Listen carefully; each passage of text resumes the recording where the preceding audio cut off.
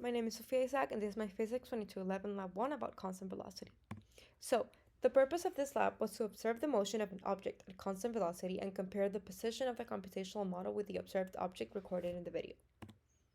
And the object that I chose is this bouncy ball, which has a mass of 0.018 kilograms and a diameter of 0.03 meters. So, a little bit of physics background that I think is relevant for this lab is Newton's first law, Newton's second law. And Newton's first law is an object in motion stays in motion unless acted upon by an unbalanced force. And Newton's second law is force equals mass times acceleration. So, the reason that I think the first law is relevant is because I am pushing the ball, and as soon as it starts moving, it stays in motion unless something else, another force maybe, stops or makes it go to rest. And Newton's second law is force equals mass times acceleration, as I mentioned before. And if we think about acceleration as delta v over delta t, and we do a little bit of rearranging, we get this other velocity formula, which is the final velocity equals the initial velocity plus the net force times delta t over m. And this is relevant for the code later, so remember it.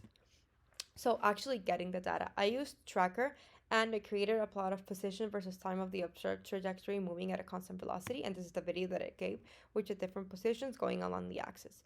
And for the first point, I got this vector for the position at t equals 0, and then for the second point, I got this vector for the position at t equals 0.034. And in order to find the initial velocity, I did the second point minus the first point at delta v over delta t, and I got 0.79 meters per second, and for delta t, which is this one minus this one, I got 0.034 seconds. And the final time that was measured in Tracker with the range here that I chose is 0.643 seconds. So for the computational model that was created with GlowScript, I used the starter code and this is the code that I have. So what I changed is the radius, which I put it to 0.015, which is the radius of the ball that I have.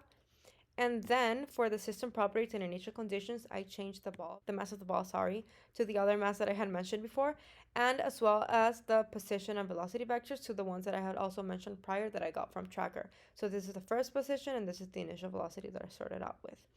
And the delta t is the change in time that I had mentioned before between 0.2 and 0.1, which is also the continual delta t throughout the entire video, which is 0.034.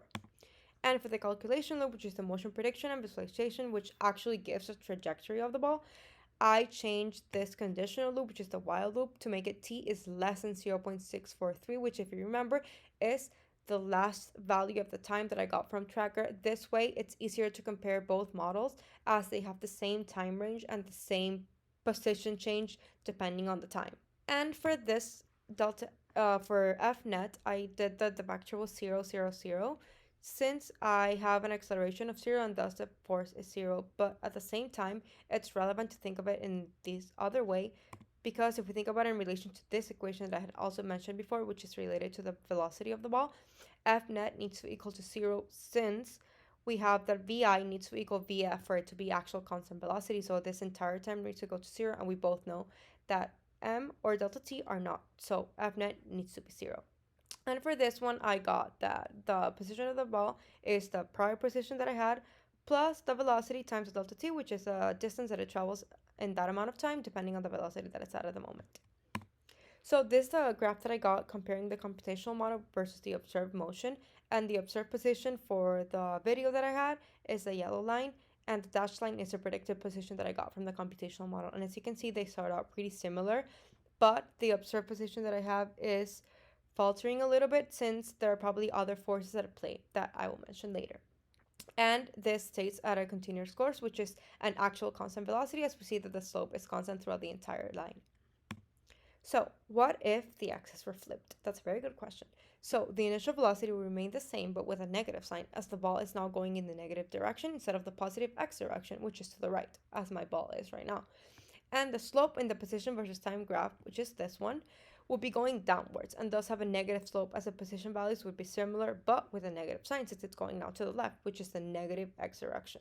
And time and delta t would not change since that's not relative to the axis or the position. So what does it all mean? As I mentioned before, F net needs to be equal to 0 because it travels at constant velocity, but that does not mean that there are no forces acting on the object. It just means that due to Newton's first law, an object in motion stays in motion. So in this case, the object would stay in motion since for constant velocity, there are no other forces making the object slow down or go to rest. And the forces that are probably at play right now are gravity and friction, which is possibly what's slowing down the ball and causing the velocity to slow down as time goes on and causing the position, in this case, to become slower than what it would be if it was an actual constant velocity. So, conclusion, as we can see here, the observed model's velocity is not truly 100% constant, as the computational model predicted, since there are other forces that are not being taken into account with the computational model. Thank you so much for watching my video.